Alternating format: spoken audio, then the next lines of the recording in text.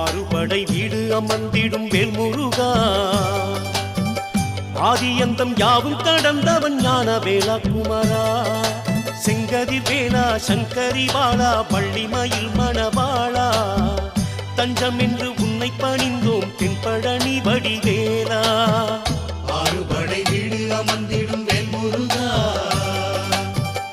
ஆதியந்தம் யாவும் கடந்தவன் ஞான வேலா குமரா.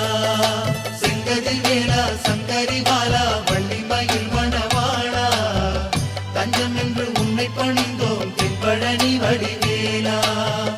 மலைமகள் ஈஸ்வரி மைந்தன் உன் திரு கைகளில் வேலிருக்கு, அடியவர் இன்னலை போக்கிட வந்திட வேண்டும் காவலுக்கு. காலை முதல் மாலை வரையில் உன்னழகு